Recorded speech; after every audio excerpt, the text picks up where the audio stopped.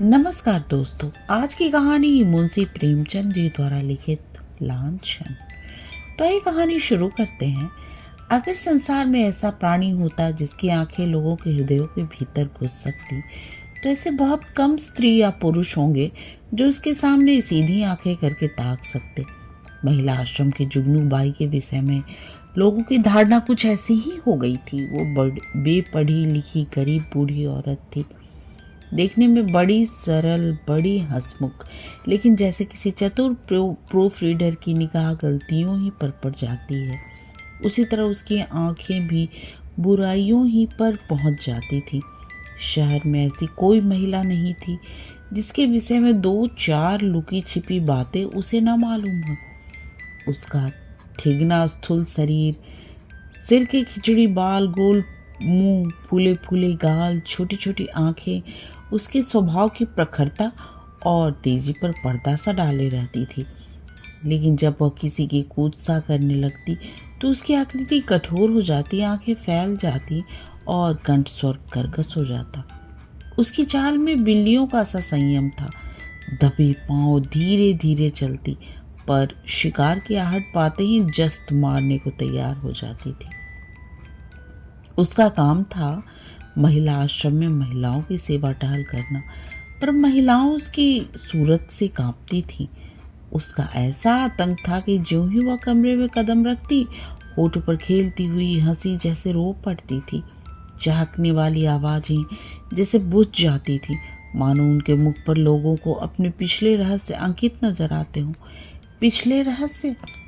कौन है जो अपने अतीत को किसी भयंकर वस्तु के समान कटघरों में बंद करके रखना चाहती हो?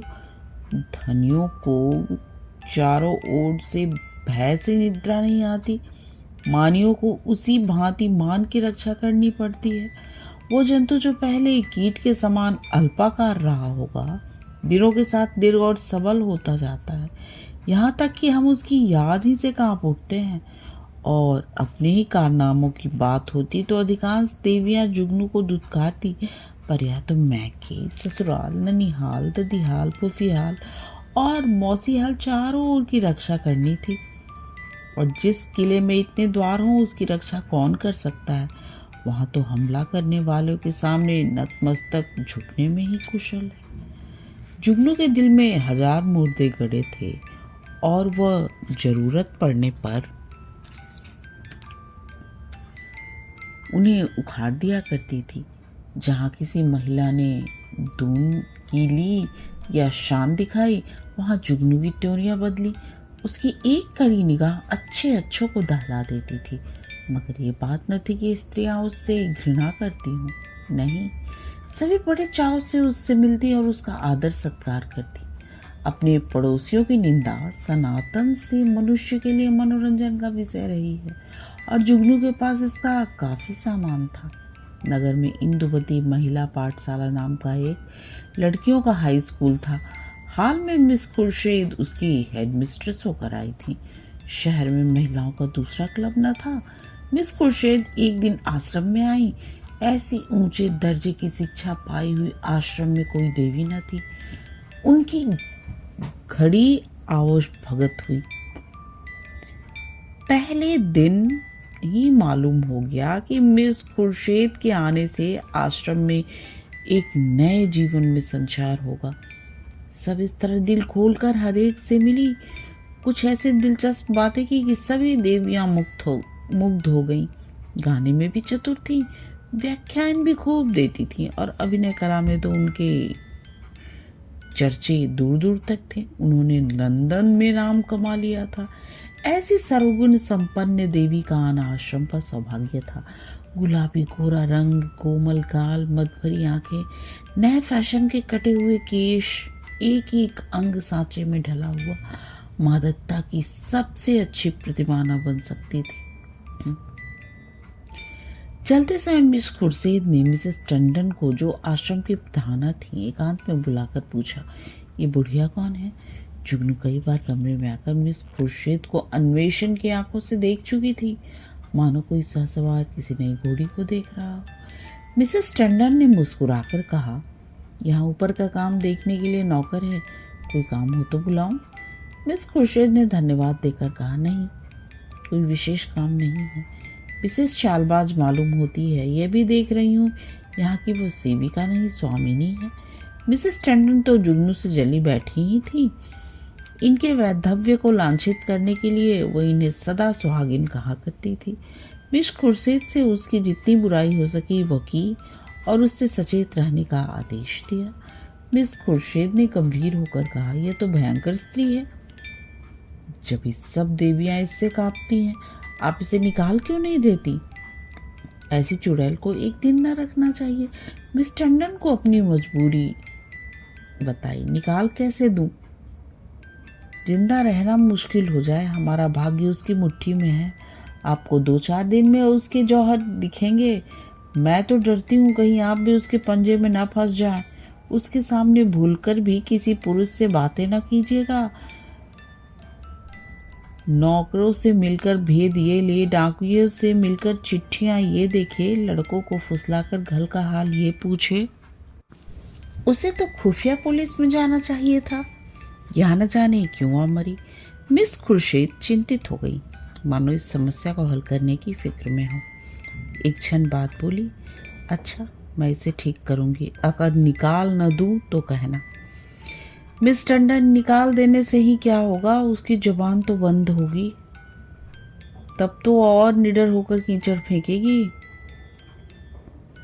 मिस खुर्शीद ने निश्चिंत स्वर में कहा, मैं उसकी जुबान भी बंद कर दूंगी। बहन, आप देख लीजिएगा, टके की औरत यहाँ बादशाहत कर रही है, मैं बर्दाश्त नहीं कर सकती। वो चली गई तो मिसेस टंडन ने जुगनू को बुलाकर कहा, इन नई मिस साहब को देखा? यहाँ प्रिंसिपल हैं। जुगनू ने द्वेष से भरे हुए स्वर में कहा, आप देखें, मैं ऐसी सैकड़ों छोकरियाँ देख चुकी हूँ, आंखों का पानी जैसे मर गया हो। मिसेस टंडन धीरे से बोली, तुम्हें कच्चा ही खा जाएंगी, उनसे डरती रहना। कह गई हैं मैं इसे ठीक करके छोड़ूंगी। मैंने सोचा तुम्हें चेता दूं, ऐसा ना हो उनके सामने कुछ ऐसी वैसी बातें कह बैठे। जुगनू ने माने तलवार खींचकर कहा, मुझे चेताने का काम नहीं, उन्हें चेता दीजिएगा। यहाँ का आना ना बंद कर दूं तो अपने बाप की नहीं। वो घूमकर दुनिया देख आई हैं, मैं यहाँ घर बैठे दुनिया देख चुकी हूँ। मिसेस टंडन ने पीठ ठोकी, मैंने समझा दिया भाई, आगे तुम जानो, तुम्हारा काम जाने। जुगनू, आप चुपचाप देखती जाइए, कैसा तिगनी का नाच नचाती हूँ। इसने अब तक ब्याह क्यों नहीं किया? उम्र तो 30 के लगभग होगी। मिसेस टंडन ने कहा, कहती है मैं शादी करना ही नहीं चाहती, किसी पुरुष के हाथ क्यों अपनी आज़ादी बेचूं? जुगनू ने आंखें नचाकर कहा, कोई पूछता ही ना होगा, ऐसी बहुत सी कुंवारियां देख चुकी, 70 चूहे खाकर बिल्ली चली हज को। और कुछ लेडीज आ गई और बात का सिलसिला बंद हो गया। दूसरे दिन सवेरे जुगनू मिस खुर्शीद के बंगले पर पहुंची। मिस खुर्शीद हवा खाने गई हुई थी। खानसामा से पूछा, कहाँ से आती हो? जुगनू, यहीं रहती हूँ बेटा। मेम साहब कहाँ से आई हैं? तुम तो इनके पुराने नौकर होगे। खानसामा, नागपुर से आई हैं, मेरा घर भी वहीं है, 10 साल से इनके साथ हूँ। जुगनू, किसी ऊंचे खानदान की होंगी, वो तो रंग ढंग से ही मालूम होता है। खानसामा, खानदान तो कुछ ऐसा ऊंचा नहीं है, हाँ तकदीर की अच्छी हैं। उनकी माँ अभी तक मिशन में 30 रुपए पाती हैं। ये पढ़ने में तेज थी, वजीफा मिल गया, बिलायत चली गई, बस तकदीर खुल गई। अब तो अपनी माँ को बुलाने वाली हैं, लेकिन वो बुढ़िया शायद ही आए। ये गिरजे विरजे नहीं जाती, इसमें दोनों में पटती नहीं। जुगनू, मिजाज की तेज मालूम होती है। खानसामा, नहीं, ये तो बहुत नेक है, गिरजे नहीं जाती। तुम क्या नौकरी की तलाश में हो? करना चाहो तो कर लो, एक आया रखना चाहती हैं। जुगनू, नहीं बेटा, मैं अभी क्या नौकरी करूंगी। इस बंगले में पहले जो मेम साहब रहती थी वो मुझ पर बड़ी निगाह रखती थी। मैंने समझा चलो नई मेम साहब को आशीर्वाद दे आऊं। खानसामा, ये आशीर्वाद लेने वाली मेम साहब नहीं हैं, ऐसों से बहुत चिढ़ती हैं। कोई मंगता आया तो उसे डांट बताई, कहती है बिना काम किए किसी की जिंदा रहने का कोई हक नहीं। भला चाहती हो तो चुपके से रह लो। जुगनू, तो यह कहो इनका कोई धर्म कर्म नहीं है, फिर भला गरीबों पर क्यों दया करने लगी? जुगनू को अपनी दीवार खड़ी करने के लिए काफ़ी सामान मिल गया। नीच खानदान की है, माँ से नहीं पढ़ती, धर्म से विमुख है। पहले गाँव में इतनी सफलता कुछ कम न थी। चलते चलते खानसामा से इतना और पूछा, इनके साहब क्या करते हैं? खानसामा ने मुस्कुराकर कहा, इनकी तो अभी शादी ही नहीं हुई है, साहब कहाँ से होंगे? जुगनू ने बनावटी आश्चर्य से कहा, अरे अब तक ब्याह नहीं हुआ? हमारे यहाँ तो दुनिया हंसने लगे। खानसामा, अपना अपना रिवाज है, इनके यहाँ तो कितनी ही औरतें उम्र भर ब्याह नहीं करती। जुगनू ने मार्मिक भाव से कहा, ऐसी कुंवारियों को तो मैं बहुत देख चुकी। हमारी बिरादरी में कोई इस तरह रहे तो थोड़ी थोड़ी हो जाए, मुदा इनके यहाँ जो जी में आवे करें, कोई नहीं पूछता। इतने में मिस खुर्शीद आ पहुंची। गुलाबी जाड़ा पड़ने लगा था। मिस साहब साड़ी के ऊपर ओवरकोट पहने हुई थी, एक हाथ में छतरी थी, दूसरे में छोटे कुत्ते की जंजीर। प्रभात की शीतल वायु में व्यायाम ने कपोलों को ताजा और सुर्ख कर दिया था। जुगनू ने झुककर सलाम किया, पर उन्होंने उसे देखकर भी न देखा। अंदर जाते ही खानसामा को बुलाकर पूछा, ये औरत यहाँ क्या करने आई है? खानसामा ने जूते का फीता खोलते हुए कहा, भिखारिन है हुजूर, पर औरत समझदार है। मैंने कहा यहाँ नौकरी करेगी तो राजी नहीं हुई, पूछने लगी इनके साहब क्या करते हैं। जब मैंने बता दिया तो इससे बड़ा ताज्जुब हुआ और चली गई। हिंदुओं में तो दूध मुँह बालकों तक का विवाह हो जाता है। खुर्शीद ने जांच की और क्या कहती थी? और तो कोई बात नहीं हुजूर। अच्छा, उसे मेरे पास भेज दो। जुगनू ने ज्यों ही कमरे में कदम रखा, मिस खुर्शीद ने कुर्सी से उठकर स्वागत किया। आइए माँ जी, मैं जरा सैर करने चली गई थी। आपके आश्रम में सब कुशल है? जुगनू कुर्सी का तकिया पकड़कर खड़ी खड़ी बोली, कुशल है मिस साहब। मैंने कहा आपको आशीर्वाद दे आऊँ। मैं आपकी चेरी हूँ, जब कोई काम पड़े तो मुझे याद कीजिएगा। यहाँ अकेले तो हुजूर को अच्छा ना लगता होगा। मिस, मुझे अपने स्कूल की लड़कियों के साथ बड़ा आनंद मिलता है, वो सब मेरी ही लड़कियाँ हैं। जुगनू ने मातृभाव से सिर हिलाकर कहा, ठीक है मिस साहब, पर अपना अपना ही है, दूसरा अपना हो जाएगा तो अपनों के लिए कोई क्यों रोएगा। सहसा एक सुंदर सजीला युवक रेशमी सूट धारण किए, जूते चरमर करता हुआ अंदर आया। मिस खुर्शीद ने इस तरह दौड़कर प्रेम से उसका अभिवादन किया मानो जामे में फूली न समाती हो। जुगनू उसे देखकर कोने में दबक गई। खुर्शीद ने युवक से गले मिलकर कहा, प्यारे, मैं कब से तुम्हारी राह देख रही थी। माँ जी आप जाएं, फिर कभी आना। ये हमारे परम मित्र विलियम किंग हैं और हम ये बहुत दिनों से साथ साथ पढ़ रहे हैं। जुगनू चुपके से निकलकर बाहर आई। खानसामा खड़ा था। पूछा, यह कौन है? खानसामा ने सिर हिलाकर कहा, मैंने इसे आज ही देखा है, शायद अब कुंवारपन से जी उबा। अच्छा तरहदार जवान है। जुगनू, दोनों इस तरह टूटकर गले मिले हैं कि मैं तो लाज के मारे गड़ गई। दोनों लिपट गए। लड़का तो मुझे देखकर कुछ झिझकता था, पर तुम्हारी मिस साहब तो जैसे मतवाली हो गई थी। खानसामा ने मानो अमंगल आभास से कहा, मुझे तो कुछ बेढब मामला नजर आता है। जुगनू तो यहाँ से सीधे मिसेस टंडन के घर पहुंची। उधर मिस खुर्शीद और युवक में बातें होने लगी। मिस खुर्शीद ने कहा मारकर कहा, तुमने अपना पार्ट खूब खेला लीला। बुढ़िया सचमुच चौंधिया गई। लीला, मैं तो डर गई थी कहीं बुढ़िया भांप न जाए। मिस खुर्शीद, मुझे विश्वास था वो आज जरूर आएगी। मैंने दूर ही से उसे बरामदे में देखा और तुम्हें सूचना दी।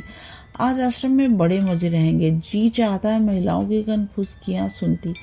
देख लेना, सभी उसकी बातों पर विश्वास करेंगी। लीला, तुम भी तो जानबूझकर दलदल में पांव रख रही हो। मिस खुर्शीद, मुझे अभिनय में मजा आता है बहन, दिल लगी रहेगी। बुढ़िया ने बड़ा जुल्म कर रखा है, जरा उसे सबक देना चाहती हूँ। कल तुम इसी वक्त इसी ठाट से फिर आ जाना। बुढ़िया कल फिर आएगी, उसके पेट में पानी न हजम होगा। नहीं, ऐसा क्यों? जिस वक्त वो आएगी मैं तुम्हें खबर दूंगी, बस तुम छैला बनी हुई पहुंच जाना। आश्रम में उस दिन जुगनू को दम मारने की फुर्सत न मिली। उसने सारा वृतांत मिसेस टंडन से कहा। मिसेस टंडन दौड़ी हुई आश्रम पहुंची और अन्य महिलाओं को खबर सुनाई। जुगनू उसकी तस्दीक करने के लिए बुलाई गई। जो महिला आती वो जुगनू के मुंह से कथा सुनती।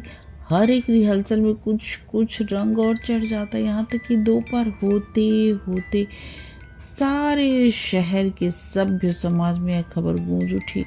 एक देवी ने पूछा, यह युवक है कौन? मिस टंडन, सुना तो उनके साथ का पढ़ा हुआ है, दोनों में पहले से कुछ बातचीत रही होगी।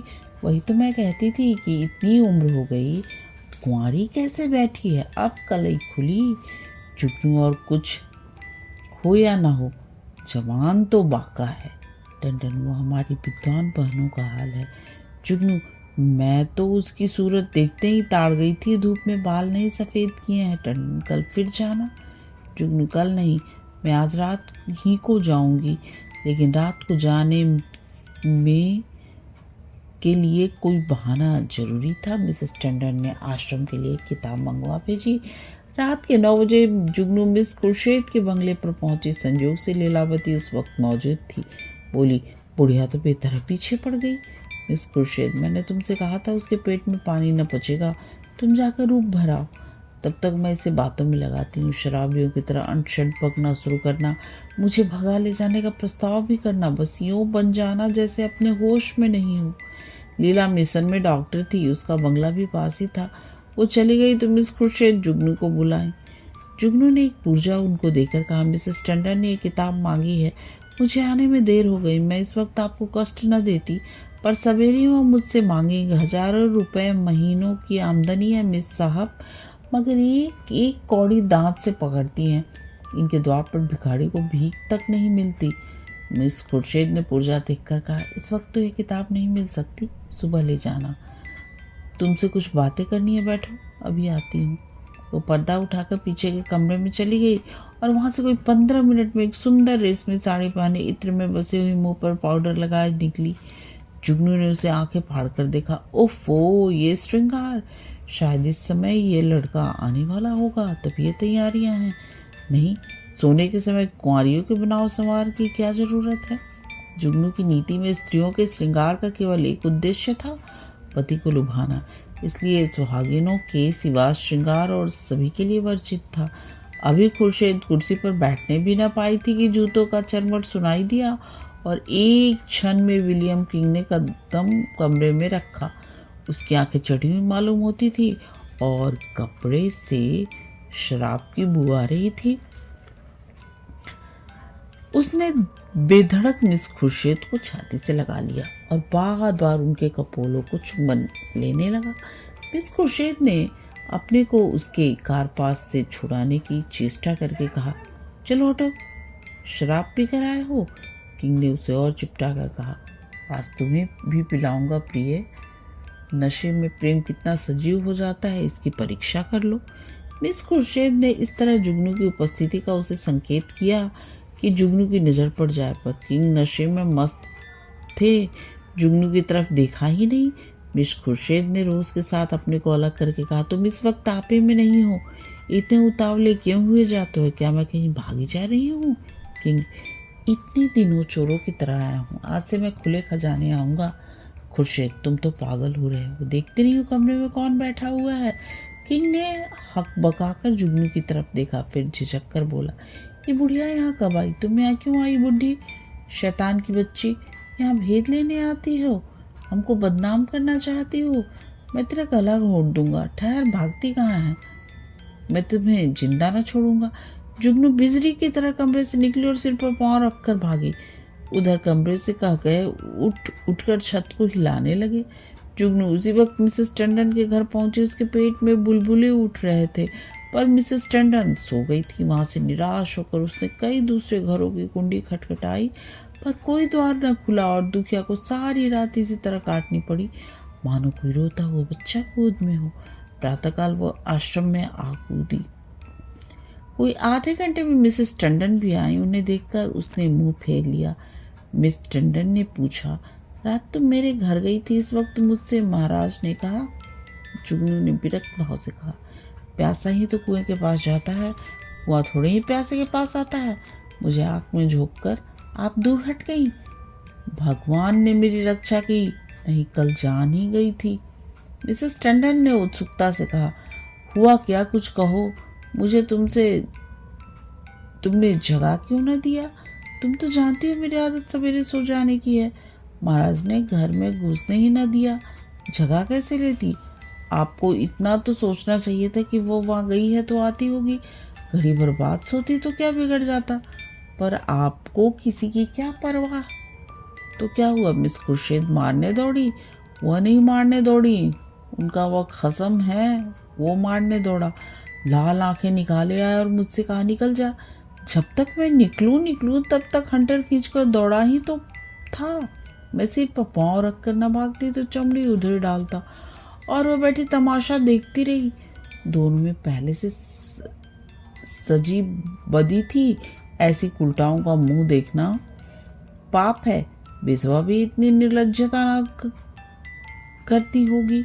जरा देर में और भी देवियां आ गई। ये सुनने के लिए सभी उत्सुक हो रही थी। जुगनू की कैची अविश्रांत रूप से चलती रही। महिलाओं को इस वृतांत में इतना आनंद आ रहा था कि कुछ न पूछो। एक एक बात को खोद खोद कर पूछती थी। घर के काम धंधे भूल गए, खाने पीने की सुधि भी न रही और एक बार सुनकर उनकी तृप्ति न होती थी। बार बार वही कथा नए आनंद के साथ सुनती थी। मिसेस टंडन ने अंत में कहा, मैं आश्रम में ऐसी महिलाओं को लाना अनुचित है। आप लोग इस प्रश्न पर विचार करें। मिसेस पंड्या ने समर्थन किया, हम आश्रम को आदर्श से गिराना नहीं चाहते। मैं तो कहती हूँ ऐसी औरत किसी संस्था के प्रिंसिपल बनने के योग्य ही नहीं। मिसेस बांगड़ा ने फरमाया, जुगनूबाई ने ठीक कहा था, ऐसी औरत का मुंह देखना भी पाप है। उससे साफ कह देना चाहिए आप यहाँ तशरीफ न लाएं। अब यही खिचड़ी पकड़ रही थी कि आश्रम के सामने एक मोटर आकर रुकी। महिलाओं ने सिर उठा उठा कर देखा। गाड़ी में मिस खुर्शीद और विलियम किंग है। जुगनू ने मुंह फैलाकर हाथ से इशारा किया, वही लड़का है। महिलाओं का संपूर्ण समूह चुप के सामने आने के लिए विकल हो गया। मिस खुर्शीद ने मोटर से उतरकर हुड बंद कर दिया और आश्रम के द्वार की ओर चली। महिलाएं भाग भाग कर अपनी जगह बैठी। मिस खुर्शीद ने कमरे में कदम रखा, किसी ने स्वागत न किया। मिस खुर्शीद ने जुगनू की ओर निसंकोच आंखों से देखकर मुस्कुराते हुए कहा, कहिए भाई जी, रात आपको चोट तो नहीं आई? जुगनू ने बहुतेरी दीदा दिलेर स्त्रियां देखी थी, पर इस ढिठाई ने उसे चौंका दिया।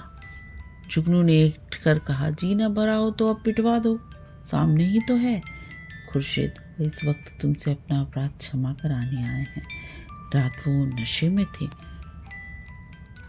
जुगनू ने मिसेस टंडन की ओर देखकर कहा, और आप भी तो कुछ कम नशे में नहीं थी। खुर्शीद ने व्यंग समझकर कहा, मैंने आज तक कभी नहीं पी, मुझ पर झूठा इल्जाम मत लगाओ। जुगनू ने लाठी मारी, शराब से भी बड़े नशे की चीज़ है कोई, वो उसी का नशा होगा। उन महाराज को पर्दे में क्यों ढक दिया? देवियाँ भी तो उनकी सूरत देखती। मिस खुर्शीद ने शरारत की, सूरत तो उनकी 1,00,000 2,00,000 में एक है। मिसेस टंडन ने आशंकित होकर कहा, नहीं, उन्हें यहाँ लाने की जरूरत नहीं, आश्रम को हम बदनाम नहीं करना चाहते।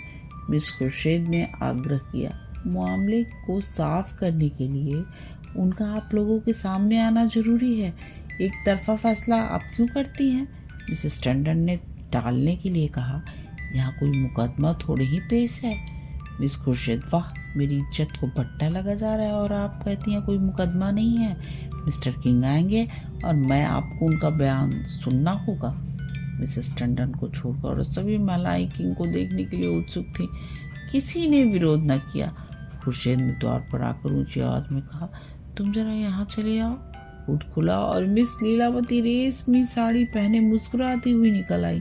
आश्रम में सन्नाटा छा गया। देवियां विस्मित आंखों से लीलावती को देखने लगी। जुगनू ने आंखें चमकाकर कहा, उन्हें कहाँ छिपा दिया आपने? खुर्शीद छू मंतर से उड़ गए, जाकर गाड़ी देख लो। जुगनू लपक कर गाड़ी के पास गई और खूब देखभाल कर मुंह लटकाए लौटी। मिस खुर्शीद ने पूछा, क्या हुआ, मिला कोई? जुगनू, मैं तेरा चरित्र क्या जानूं? लीलावती की ओर गौर से देखकर, और मर्दों को साड़ी पहनाकर आंखों में धूल झोंक रही हो? यही तो है वो मतवाले साहब। खुर्शीद, खूब पहचानती हो जुगनू। हाँ हाँ, क्या आंधी हूँ। मिसेस टंडन, क्या पागलों सी बातें करती हो जुगनू, ये तो डॉक्टर लीलावती हैं। जुगनू उंगली चमकाकर, चलिए चलिए, लीलावती हैं, साड़ी पहनकर और बनते लाज भी नहीं आती। तुम रात को ही नहीं इनके घर में नहीं थी? लीलावती ने विनोद भाव से कहा, मैं कब इनकार कर रही हूँ, मैं इस वक्त लीलावती हूँ, रात को विलियम किंग बन जाती हूँ, इसमें बात ही क्या है? देवियों को अब यथार्थ की लालिमा दिखाई दी। चारों तरफ कह कहे पड़ने लगे। कोई तालियां बजाती थी, कोई डॉक्टर लीलावती गर्दन से लिपटी जाती थी, कोई मिस खुर्शीद की पीठ पर थपकियां देती थी। कई मिनट तक हू हक मचता रहा। जुगनू का मुंह उस लालिमा में बिल्कुल जरा सा निकल गया। जवान बंद हो गई। कोई चरखा उसने कभी न खाया था, इतनी जलील कभी न हुई थी। मिसेस मेहरा ने डांट लग बताई, अब बोलो दाई, अभी मुंह में कालिक की नहीं। मिसेस बागड़ा, इसी तरह यह सबको बदनाम करती है। लीलावती, आप लोग भी तो वह जो कहती है उस पर विश्वास कर लेती हैं। इस हरबोंग में जुगनू को किसी ने जाते न देखा। अपने सिर पर एक तूफान उठते देखकर उसे चुपके से सड़क जाने में ही अपनी कुशल मालूम हुई। पीछे के द्वार से निकली और गलियों गलियों भागी। मिस खुर्शीद ने कहा, जरा उससे पूछो मेरे पीछे क्यों पड़ गई। मिसेस टंडन ने पुकारा, पर जुगनू कहाँ। तलाश होने लगी, जुगनू गायब। उस दिन से शहर में फिर से किसी ने जुगनू की सूरत नहीं देखी। आश्रम के इतिहास में यह मामला आज भी उल्लेख और मनोरंजन का विषय बना हुआ है। कहानी समाप्त। कहानी सुनने और अपना कीमती समय देने के लिए आप सबका बहुत बहुत धन्यवाद।